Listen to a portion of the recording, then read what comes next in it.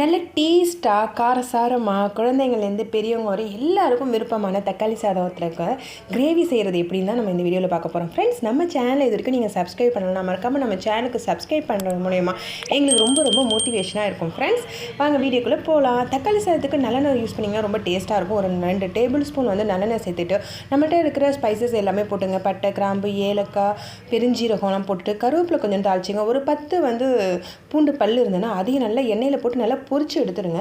நல்லா பூண்டு வந்து நல்லா பொரிச்சதுக்கப்புறமா ஒரு பாதி சைஸ் வந்து வெங்காயம், பெரிய வெங்காயம் போட்டால் போதும். ரொம்ப வெங்காயம் போட்டால் அந்த அளவு டேஸ்ட்டு வந்து இருக்காது, அதுமாரி கெட்டும் சீக்கிரம் போயிடும்.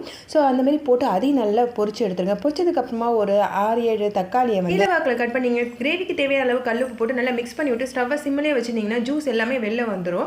அதுக்கடுத்து நம்ம வந்து கொஞ்சோண்டு மஞ்சத்தூள், ஒரு அரை டீஸ்பூன் அளவு வந்து அதாவது மிளகாய் தூள், தனி மிளகாய் தூள் போட்டு நல்லா மிக்ஸ் பண்ணி விட்டுட்டே இருந்தீங்கன்னா எண்ணெயெல்லாம் பிரிஞ்சு மேலே வரும். ஒரு 5 நிமிஷம் நல்லா மிக்ஸ் பண்ணி விட்டுட்டே இருந்தீங்கன்னா சூப்பரான டேஸ்ட்